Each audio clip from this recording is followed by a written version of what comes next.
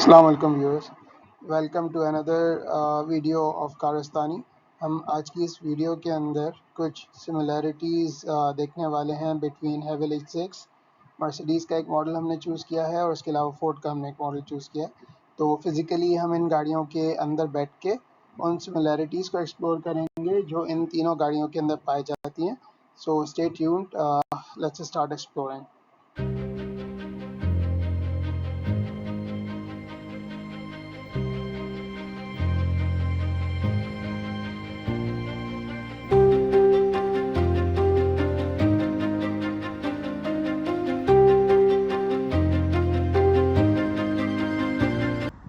Okay guys, तो अभी हम यूरोप में हैं और हमारे पास एक्सेस है कुछ गाड़ियों का जो हम आपसे शेयर कर सकते हैं। तो इसके अंदर हमने सोचा क्यों ना आपसे अभी हम फोर्ड टोर्नियो और एक मर्सिडीज़ की कार का कंपैरिजन शेयर करें। उसके अंदर हम आपको दिखाएं कि कौन सी ऐसी सिमिलैरिटीज़ हैं जो फोर्ड टोर्नियो के अंदर और मर्सिडीज़ के अंदर हैं और हेवल H6 के अंदर भी सेम पाई जाती हैं।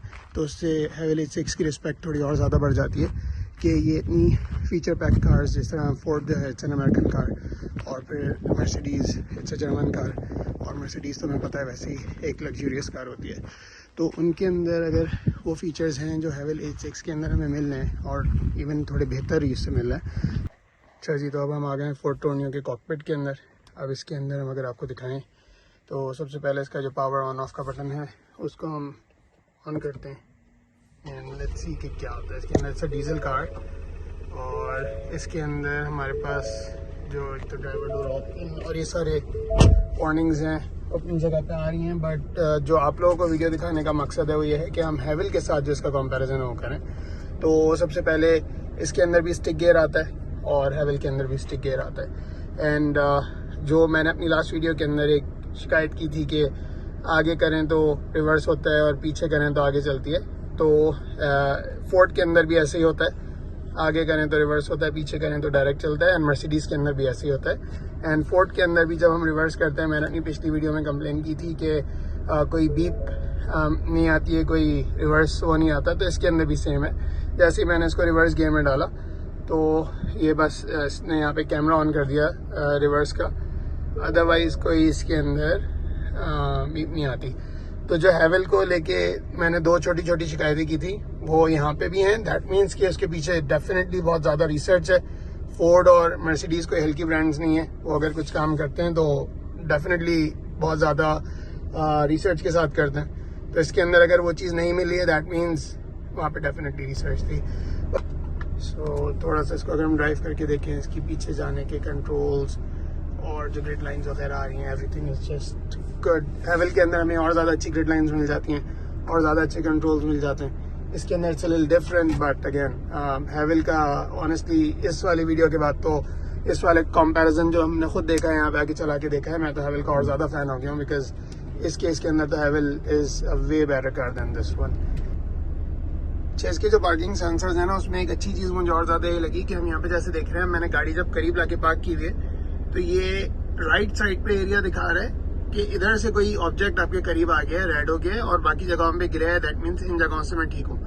हेवल के अंदर ये चीज़ इतनी वेल मार्क नहीं आ रही होती। और इसके अंदर एक अच्छी चीज़ ये है कि जब आप गाड़ी को रिवर्स कर रहे होते हैं और आप रिवर्स करते हुए जब जाएं और इवन फुटपाथ का जो बिल्कुल ऊपर उठा हुआ हल्का सा पार्ट होता है, अगर वो भी आपके करीब आ रहा हो ना तो ये आपको बता देता है कि स्टॉप, लाल कर देता है कि आपके पीछे अब क्लोज आ गई है जो इसकी स्कर्टिंग है, तो आप उसके पास रोक लो गाड़ी को।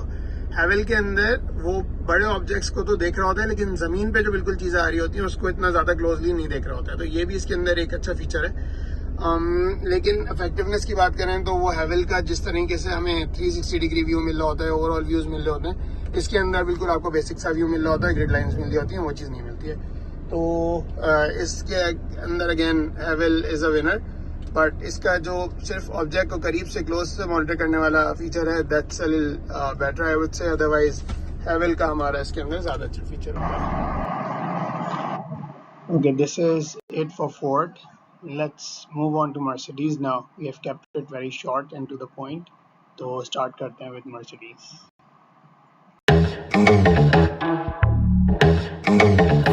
There's a new arrival among the Mercedes-Benz SUVs. Built to adapt to real life and all its twists and turns. The new GLB. Okay जी, अब हम मर्सिडीज़ के अंदर आ गए और मर्सिडीज़ के अंदर अब हम जो इस वीडियो को बनाने का मकसद है वो ये है कि जब हैवेल H6 का जो नया वेरिएंट है वो लॉन्च हुआ था तो उसके अंदर हैवेल H6 वाले बोले थे उन्होंने जो गियर का सिस्टम यूज़ किया है एंड बाकी कुछ चीज़ों की उन्होंने एस्पिरेशन जो है वो मर्सिडीज़ से लिया। तो अब हम मर्सिडीज़ के अंदर बैठे हुए हैं, वो देखते हैं जो मैंने अपनी एक पुरानी वीडियो बनाई थी जिसके अंदर मैंने कुछ हैवेल H6 के अंदर एज ए यूज़र जो मुझे सिर्फ मेरा अपना ओपिनियन था वो, उसके अंदर और किसी का ओपिनियन नहीं था, मुझे जो लगा था उसके अंदर कुछ कमियां या जो कुछ बेहतरियां हो सकती थी वो हमने अब चेक करना है कि वो मर्सिडीज़ में भी क्या वो चीज़ें हैं। अगर मर्सिडीज़ में भी हैं definitely again Mercedes Haval is a very new company as compared to Mercedes and Ford. अगर मर्सिडीज़ एंड फोर्ड अगर कोई चीज़ कर रहे हैं तो वो इतनी रिसर्च करके करते हैं कि उसके पीछे डेफिनेटली कोई ना कोई रीज़न होता है जिस वजह से उन्होंने की होती है। So let's start. अब हम देखते हैं कि मर्सिडीज़ के अंदर वो कौन सी कॉमनैलिटीज़ हैं जो हमारी हैवेल H6 के अंदर भी हैं और क्या वो जो हम कंप्लेन उसमें कर रहे थे वो सेम इसमें है या नहीं है। ओके, मर्सिडीज़ के अंदर भी यहाँ पे हम देख सकते हैं हमारे पास स्टिक गियर्स हैं और इसके अंदर भी जैसा हैवेल के अंदर आता है ऊपर की तरफ रिवर्स है, दैट मीन्स आगे करें तो रिवर्स होगा और बीच में न्यूट्रल है और नीचे करें तो आगे चलेगी गाड़ी। तो हमने हैवेल के अंदर बोला था कि आगे से आगे चलनी चाहिए, पीछे से पीछे चलनी चाहिए, but is the same in Mercedes as well. Reverse आगे है एज एन आप गियर आगे करेंगे तो पीछे जाएगी और जब आप पीछे करेंगे तो गाड़ी आगे जाएगी और बीच में इसका न्यूट्रल है। That's one commonality between हैवेल H6 and Mercedes। अच्छा, अब हम इसके अंदर दूसरा पॉइंट ये चेक कर लेते हैं कि जब हम मर्सिडीज़ को रिवर्स गियर में डालते हैं तो हैवेल H6 में तो हमने देखा था कि जब हम रिवर्स गियर में डालते हैं तो कोई भी इसके अंदर बीप या साउंड नहीं आती, दैट वुड इंडिकेट यू कि आप गाड़ी को रिवर्स कर रहे हैं। तो लेट्स सी कि मर्सिडीज़ के अंदर अगर हम गाड़ी को रिवर्स कर रहे हैं तो उसके अंदर कोई इंडिकेशन या कोई साउंड या कोई बीप आती है या नहीं आती है। तो अब मैं कार को रिवर्स गियर में डालता हूँ। हमने गाड़ी को रिवर्स गियर में डाला है एंड जस्ट लाइक हैवेल इसके अंदर भी यहाँ पे कैमरा ऑन हो गया है, सेंसर सारे एक्टिवेट हो गए हैं, but no beep sound at all. तो यहाँ पे भी जैसा हैवेल के अंदर था वैसे इसके अंदर भी है। हैवेल के अंदर ऑल्दो अभी मैंने इसके अंदर कोई सीट बेल्ट नहीं लगाई हुई है और it's a very powerful car तो फ़ौरन पीछे भाग रही है, लेकिन हैवेल के अंदर जब तक सीट बेल्ट लगाए बगैर आप गाड़ी को पीछे ना करें तो उसका गियर ही एक्टिवेट नहीं होता था। तो ये एक और चीज़ है जो हैवेल और मर्सिडीज़ के अंदर बिल्कुल सेम हो गई है। तो तीसरा जो हमारा पॉइंट था वो लॉकिंग को लेके था। अब मर्सिडीज़ के अंदर अभी गाड़ी हमारी अनलॉक हुई हुई है, मैं यहाँ से इसको लॉक कर देता हूँ तो ये लॉक हो गई। जस्ट लाइक हैवेल के अंदर भी लॉक तो बटन से हो जाती है, लेकिन अब उसके बाद जब मैंने गाड़ी को अनलॉक करना है तो इसके अंदर एक यहाँ पे ये बटन है। अब ये देखते हैं कि ये जो यहाँ पे इसका लिवर है इसको पुल करने से क्या गाड़ी अनलॉक होती है, हो गई है। तो हैवेल की तरह बिल्कुल इन्होंने बटन तो दिया हुआ है लॉक अनलॉक का, लेकिन उसके साथ साथ बगैर बटन अनलॉक किए सिर्फ ये करने से गाड़ी खुल जाती है।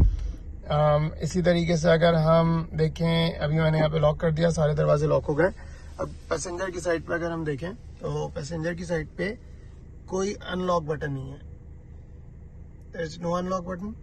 और अगर हम गाड़ी को सिर्फ यहाँ से खोलें तो अनलॉक होके खुल जाएगी।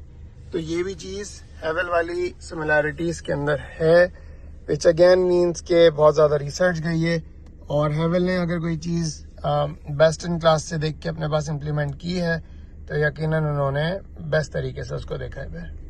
अच्छा, हम अब इसको एक बार इसके कैमरे की ज़रा देखते हैं कि किस तरीके की ग्रिड लाइंस आती हैं या ये कैसे रिवर्स होती है। तो हम इसको रिवर्स करके देखते हैं। मैंने इसे रिवर्स गियर में डाल दिया, पीछे हम देख सकते हैं बिल्कुल प्रोमिनेंट ग्रिड लाइंस आ रही हैं हमारे पास एंड हम पीछे जा रहे हैं तो ये बिल्कुल जैसे अगर मैं टर्न कर रहा हूँ गाड़ी को तो इसकी भी ग्रिड लाइन साथ साथ टर्न हो रही हैं और वैसे होके दिखा रही हैं। So yes. अच्छा, अब जब मैंने इसका फॉरवर्ड गियर डाला है आगे ड्राइव करने के लिए तो ये मुझे ऑलरेडी बता रही है कि मेरी राइट साइड से जो गाड़ी है दैट्स टू क्लोज, तो मैं उसको मॉनिटर करूं, गाड़ी को अपने स्टीयरिंग को इधर टर्न करूं और इस जगह से अभी हमारे पास डिस्टेंस है पार्क करने के लिए, तो हम इसको यहाँ से कंसिडर कर सकते हैं। तो अब अगर हम इसको आगे लेकर जाएं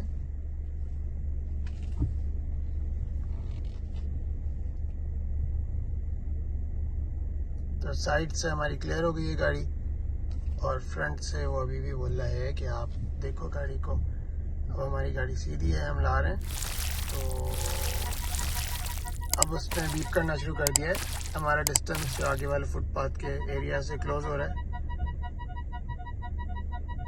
तो बताती जा रही है इधर से ज़्यादा क्लोज हो गया है। Telling us